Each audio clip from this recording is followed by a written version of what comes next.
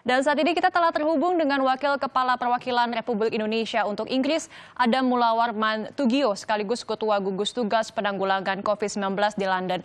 Selamat pagi waktu Jakarta, selamat malam waktu Inggris, Pak Adam. Dengan Adristia di Kompas TV, Pak. Selamat pagi waktu Jakarta, Mbak Aditya. Iya, Pak. Tadi juga sudah dinyatakan bahwa masa ataupun puncak dari masa COVID-19 di Inggris sudah dilewati, kata Perdana Menteri Inggris.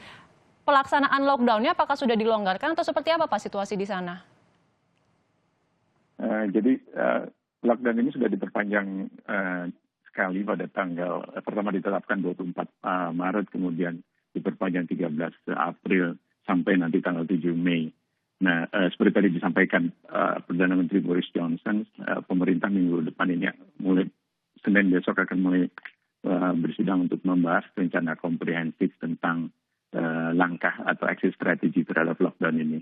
Jadi ada beberapa yang masih harus dipertimbangkan. Memang tadi Perdana Menteri juga sudah menggarisbawahi 3 hal pokok terkait dengan sekolah, kemudian bisnis, pelaku bisnis dan commuting dalam konteks social distancing tadi.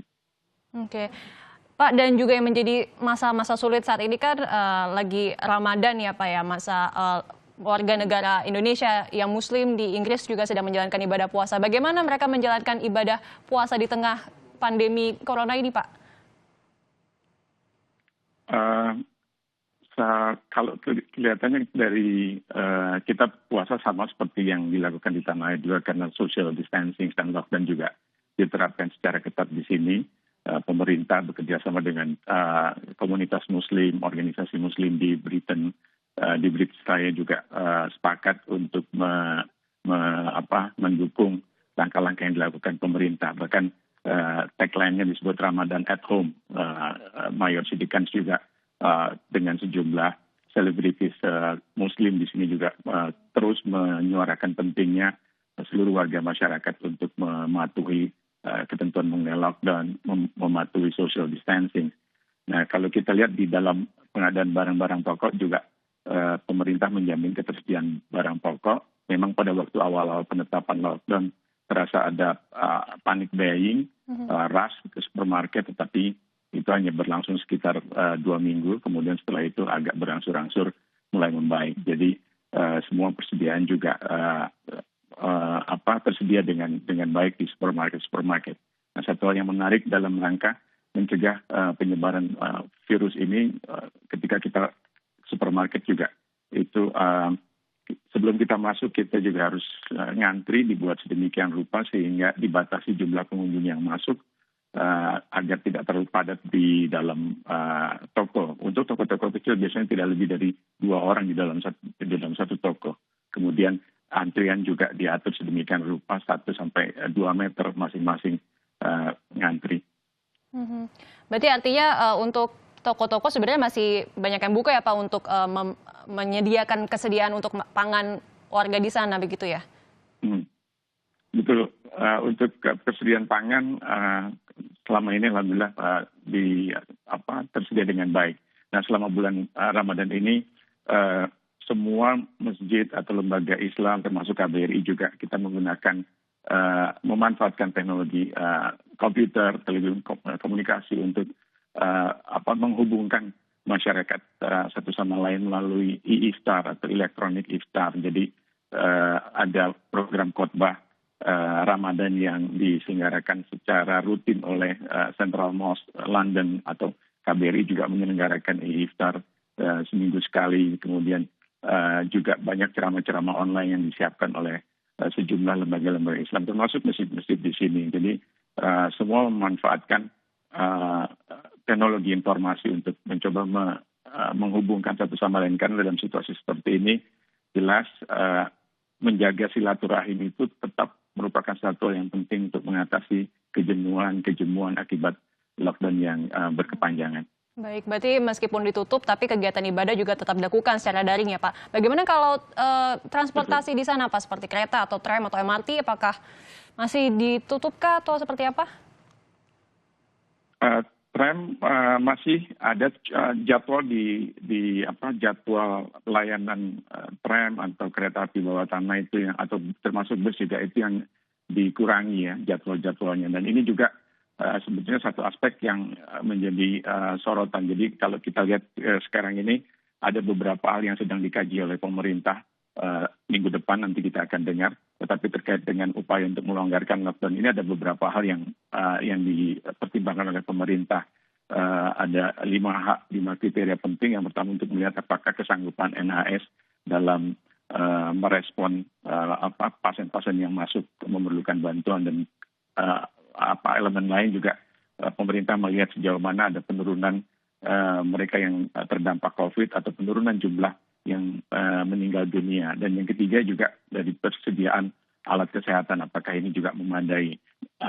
Faktor terakhir yang juga menjadi penting karena pemerintah juga betul-betul memperhitungkan agar jangan sampai terjadi second wave dari penyebaran virus ini yang justru akan membahayakan ketika dikendorkan lockdown atau social distancing. Nah, untuk itulah pemerintah kemudian sekarang sedang menggodok beberapa elemen terkait dengan tadi misalnya untuk social distancing atau penyediaan transportasi, itu juga sudah ada pemikiran apakah setiap pengguna transportasi umum untuk menggunakan masker, atau dari segi sektor bisnis misalnya juga ada staggering atau sistem rotasi secara bergiliran. Kemudian social distancing juga satu hal yang sedang dipertimbangkan, juga ada yang disebut sebagai social bubble, di mana memungkinkan warga untuk bertemu tetapi dalam jumlah yang tidak terlalu banyak, misalnya 1, 2, sampai 3 maksimum keluarga bisa bertemu untuk jangka waktu tertentu. Ini yang yang sedang digodok lebih lanjut, dan pemerintah dalam hal ini juga menjaring masukan dari para pebisnis, pelaku-pelaku bisnis, dari serikat-serikat buruh dan juga dari public health expert, karena ini merupakan hal yang penting sebelum pemerintah memutuskan untuk melonggarkan atau memperpanjang lockdown. Oke, kalau berbicara soal obat atau vaksin, Pak, seperti apa sebenarnya uji coba obat atau vaksin untuk virus corona ini dari pemerintah Inggris di sana, Pak? Ya, pemerintah Inggris melakukan 4 hal yang terkait dengan upaya pengobatan dan penanggulangan corona COVID-19 ini. Satu hal terkait dengan percobaan, apa yang disebut sebagai recovery trial. Ini sudah dimulai sejak April, di mana ada 3 obat dasar yang dicoba diterapkan kepada para pasien. Yang pertama obat anti HIV, yang kedua obat anti inflamasi, dan yang ketiga obat anti malaria. Jadi ini yang dilakukan oleh pemerintah. Tetapi ini hanya 1 dari 4 yang tadi saya sebutkan. Aspek kedua juga yang penting dilakukan oleh pemerintah, menjadi bagian dari adaptive treatment trials atau adaptive global treatment trials yang kita lihat ada 70-an lebih dari rumah sakit berbagai macam negara untuk melakukan tes pengobatan remdesivir kalau tidak salah. Nah, itu aspek yang kedua. Aspek yang ketiga yang juga dilakukan oleh pemerintah Inggris adalah menginvestasikan, memberikan bantuan untuk percobaan vaksin, dan Oxford University dalam hal ini sudah melakukan juga human trial secara terbatas beberapa waktu lalu untuk mencoba mencari vaksin. Nah, aspek yang keempat yang juga tidak kalah penting, adanya donor plasma darah. Jadi para pasien yang sudah sembuh, pasien COVID yang sudah sembuh, kemudian menyumbangkan darahnya dan kemudian diproses sedemikian rupa diambil plasma darah. Ditargetkan sampai Juni nanti ada sekitar 10.000 plasma darah yang bisa terkumpul. Saat ini baru terkumpul sekitar 6.500-an. Jadi 4 strategi inilah dalam konteks pengobatan dilakukan oleh pemerintah Inggris untuk mencari pengobatan dan pencegahan COVID ke depan. Oke, Pak Adam, bagaimana dengan data dari jumlah pasien yang positif, kemudian yang sembuh dan juga yang meninggal dunia di Inggris? Apakah sudah mengalami tren penurunan? Karena tadi dinyatakan bahwa masa puncaknya sudah lewat, Pak. Betul, kalau kita lihat memang total kasus saat ini sekitar 186.599 kasus ya sampai jam ini. Kemudian kalau kita lihat ini ada kenaikan sedikit 2-3% dibanding status kemarin. Kemudian data yang meninggal juga 28.000, sekarang 28.446. Jadi boleh dibilang ini hampir mendekati yang tertinggi di Eropa yang sekarang ini ada di Italia 28.700 sekian. Inggris sekarang yang meninggal 28.446. Jadi memang kalau dilihat dari angka cukup besar, tapi kalau kita lihat trajektorinya sudah seminggu terakhir ini terjadi penurunan dari data yang mereka-mereka yang masuk rumah sakit atau data yang meninggal karena COVID ini. Oleh sebab itulah tadi disampaikan oleh sebagaimana dikutip di depan oleh Kompas TV, ada kecenderungan yang positif dalam hal ini terkait dengan penanganan COVID di UK akibat salah satu hal positif dari akibat penerapan kebijakan lockdown dan social distancing yang juga ketat didukung oleh penegakan hukum di sini. Iya, baik Pak. Ada mungkin yang terakhir Pak, bagaimana sebenarnya kondisi warga negara Indonesia yang di London saat ini di tengah pandemi COVID-19 ini? Apakah baik-baik saja secara general kondisi WNI di sana, Pak?